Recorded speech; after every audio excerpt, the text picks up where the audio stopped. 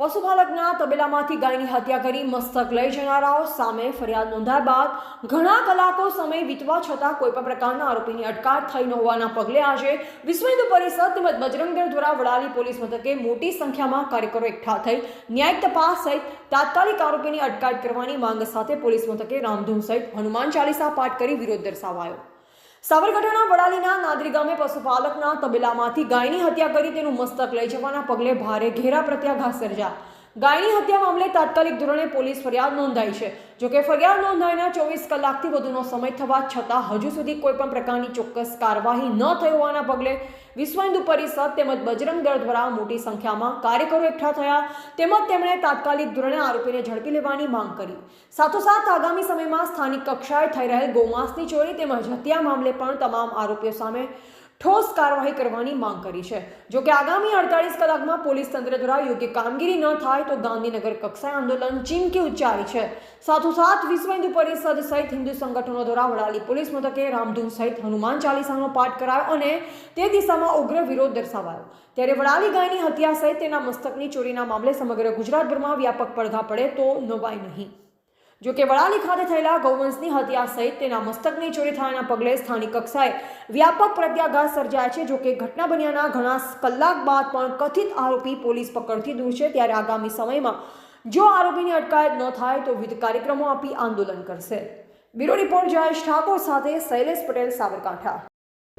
જય શ્રી રામ, જય ગૌ માતા। વડાલી તાલુકાના નાદરી ગામમાં ગૌ માતાનું ધડ કાપી માથું કાપી એને કોઈ વિધર્મી લોકો આ લઈ ગયા હતા। એના અનુસંધાનમાં આજે વિશ્વ હિન્દુ પરિષદ અને બજરંગ દળના કાર્યકર્તાઓ આજે પોલીસ સ્ટેશને રજૂઆત કરવા આવ્યા હતા કે છેલ્લા 1 વર્ષ દરમિયાન કુલ 8 પ્રકારના જુદી જુદી પ્રકારની FIR ગૌમાતાની તસ્કરી, પશુ તસ્કરી અનુસંધાનમાં સાબરકાંઠા જિલ્લામાં નોંધાયેલી છે। તો આના અનુસંધાનમાં તાત્કાલિક ઉકેલ કાઢીને ગુનેગારને પકડવામાં આવે એવી અમારી અપેક્ષા હતી અને એની રજૂઆત આજરોજ કરવામાં આવી।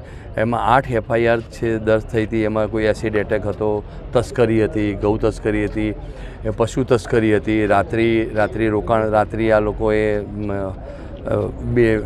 બિન લાયસન્સવાળા પશુઓની હેરાફેરી કરવાની અને અનુસંધાનમાં હિન્દુ સમાજની લાગણીને આહત કરવા માટેના આ લોકો સતત પ્રયત્ન કરી રહ્યા છે અને એ પોલીસ માટે પણ એક ચેલેન્જનો વિષય છે। એ જ રીતે હિન્દુ સમાજ માટે પણ ચેલેન્જનો વિષય છે અને એની રજૂઆત આજરોજ LCB PI અને અહીંના લોકલ PI સાહેબને પણ અમે રજૂઆત કરી અને એમને એવી ખાતરી આપી કે ભાઈ આ બધાના ક્લુ જો ઇનડાયરેક્ટલી મળતા હશે તો એની બધાની ખાતરી અમે આપીએ છીએ કે એમને કોઈપણ સંજોગમાં પકડશું અને વિશ્વ હિન્દુ પરિષદ બજરંગ દળ આક્રમક રજૂઆત કરી છે અને એ રજૂઆતને એમને માન્ય રાખી એમ કીધું છે અમે 48 કલાકમાં આ ગુનેગારોને અમે પકડી લઈશું અને આના સિવાય બી તમારા જોડે સંગઠનના જોડે કોઈપણ જાતના ક્લુ હોય, કોઈ ઇનપુટ્સ આવે તો ઇનપુટ્સ પણ અમને આપીશું તો અમે એના પર ચોક્કસ કાર્યવાહી કરીશું। જય શ્રી રામ, ભારત માતા કી જય।